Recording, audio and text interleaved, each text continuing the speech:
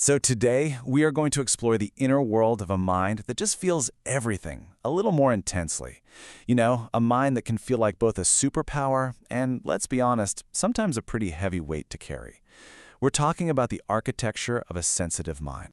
Does this sound familiar at all? It's that phrase you might have heard your whole life, right? You're just too sensitive. It's a label that never really fits because it always kind of feels like an accusation, like something is wrong with you for just noticing things. Or what about this? You walk into a room, nobody's even said a word, but you know.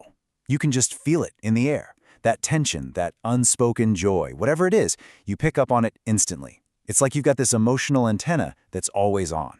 Well, listen, this isn't a flaw at all. In fact, psychology actually has a name for it, the high sensitivity mind. And it's not about being weak. It simply means your brain is wired to process everything, sights, sounds, feelings, on a much deeper level than most people. So, what does that actually feel like on a day-to-day basis? Let's start with how you experience the outside world.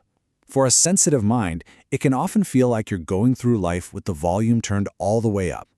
So, sign number one is just being hyper-aware of your environment.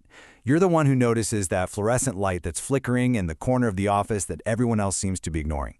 You hear the low hum of the refrigerator. It can be distracting for sure, but it also means you're the one who sees the incredible little details in the world that most people just walk right past. Now, because you're taking in so much information all the time, it's incredibly easy to get overstimulated, especially in busy social situations. And this isn't about being shy, it's a real physical response. A loud party or a crowded mall can feel like a total sensory assault. And just knowing that, just recognizing that feeling, is the first step to managing it. Maybe it just means stepping outside for a few minutes of quiet. So how do you cope? Does this sound like you? That sudden urge to protect your peace at all costs. Or maybe you suddenly delete all your social media apps for a week. Or you choose to skip that big party to just stay home. That's not being antisocial. It's a survival strategy. It's how you manage your energy. Okay, so that's the outside world. But what about what's going on inside?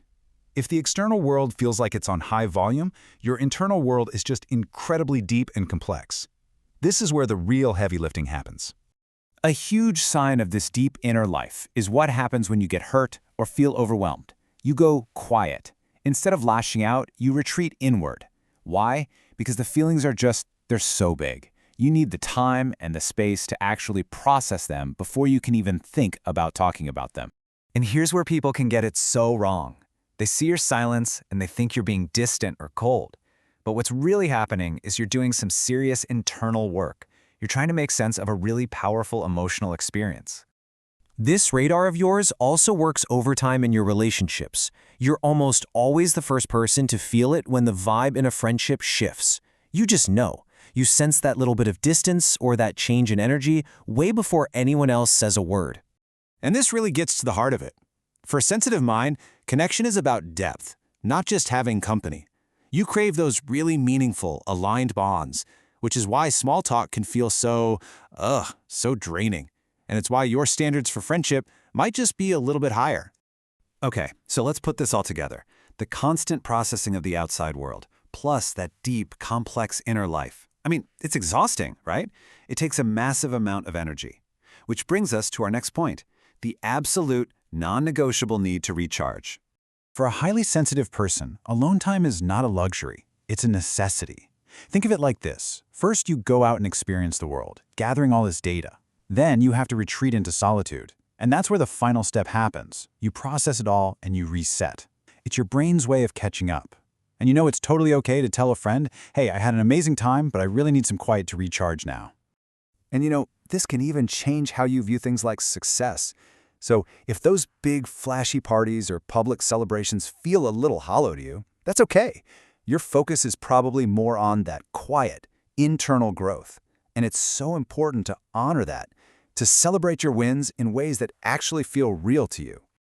Now, get this. The depth of detail you notice, those subtle emotional shifts you pick up on, that's information that an estimated 90% of people completely miss. You are literally operating on a frequency that most people can't even tune into. So after hearing all of this, I know it can be easy to feel like this trait is just a burden, especially when it comes to social situations. But I really want us to end this by reframing it completely. Let's look at how this unique perception is actually an incredible strength. If you take away one thing from our explainer today, let it be this: being sensitive is not a character flaw. It is a powerful form of cognitive awareness. Your brain is just wired differently. You see and experience the world in a way that is unique and valuable. And please remember, you are not alone in this. Not even close.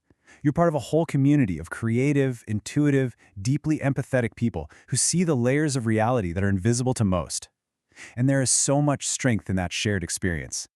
So I'll leave you with this question. Is being too aware a gift or a burden? The truth is, maybe it's a little bit of both. But understanding the architecture of your own mind is the key.